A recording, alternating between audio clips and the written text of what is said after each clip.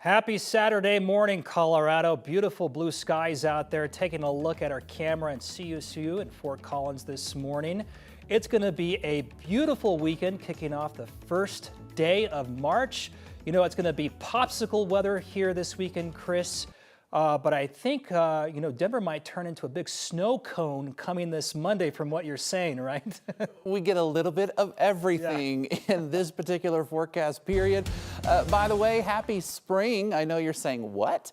This is meteorological spring. In meteorology, we follow a little bit different calendar than the astronomical calendar. So today starts spring for us weather folks. We are in the 40s already. We were low 30s this morning, so those temperatures coming up pretty fast.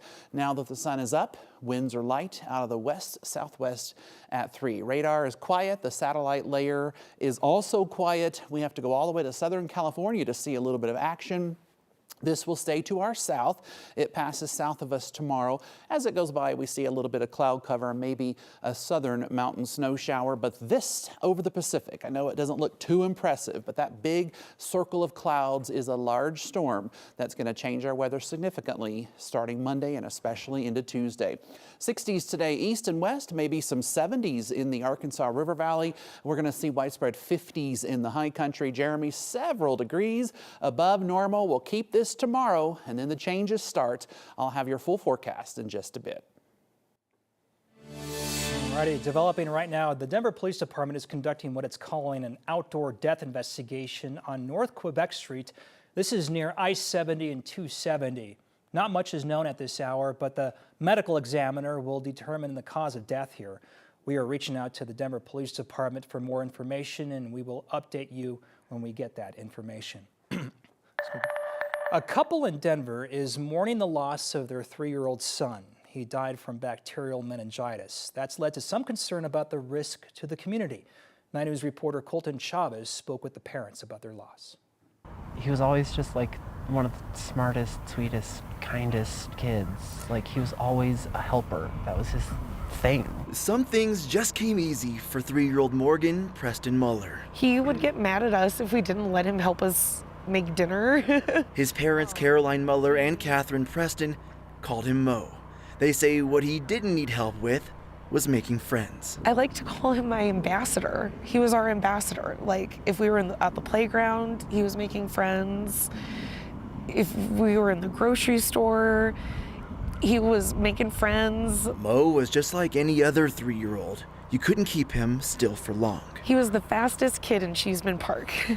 Until one day, Mo started slowing down. He had been kind of going back and forth with what just seemed like a gross cold for a week, maybe 2. Mo's parents say eventually symptoms got so bad they took him to the emergency room, where he was later cleared to go home.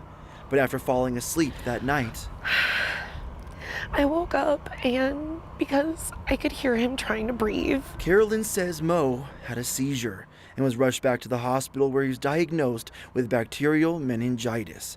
Mo passed away 2 days later. The most common thing for kids or adults is going to be fevers, neck stiffness, photophobia, so light sensitivity, confusion, altered mental status, and seizures are really the big things we look for. Dr. Chris Post, the medical director at Advent Health Parker, had nothing to do with Mo's treatment, but gives us a better idea of how to treat a brain infection. It's difficult to get antibiotics in there. It's difficult to treat those things. Mo's parents say that's why they're treating the loss of their son as a way to give back. With Mo, all you really had to do was ask nicely, and he would share. Both Carolyn and Catherine say they donated their son's organs. We wanted to, honor who he was and have him help as many people as he could. So even after Mo is gone, he is still their little helper.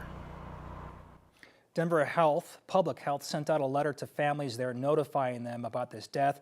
The agency does not believe there's an ongoing risk, as the strain he had a low risk of exposure. If Mo's story inspires you, his parents say you can honor him by donating to some of his favorite places like the zoo, the library, and Metro Caring. Thornton police say someone killed 2 people whose bodies were found after a house fire this week. This fire started at the home on Columbine Street late Wednesday night. After putting out that fire, crews found a 58-year-old woman and a 55-year-old man dead from gunshot wounds.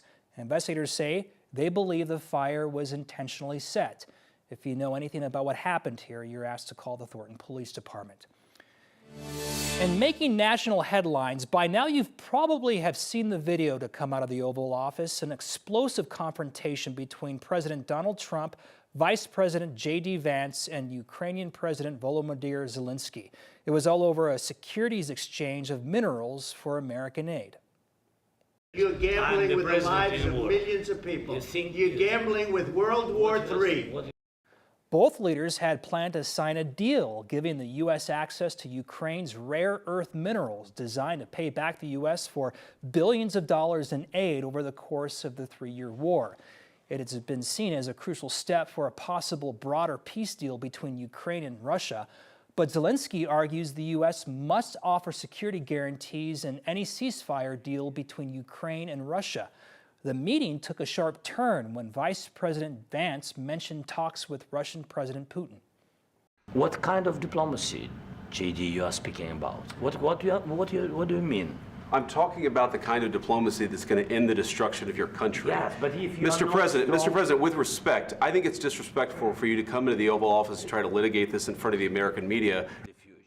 Well, from there, the exchange devolved quickly. Minutes after this, Zelensky was asked to leave the White House, according to NBC News. A private lunch and a joint press conference were then canceled. After leaving, the Ukrainian president posted to social media, "Thank you, America. Thank you for support. Thank you for this visit." As the Trump administration and billionaire Elon Musk purge federal workers, CNN reports Russia and China are among the foreign adversaries trying to recruit U.S. federal workers. According to CNN sources, intelligence shows those countries are focusing on people who were either recently fired or fear they will soon be fired.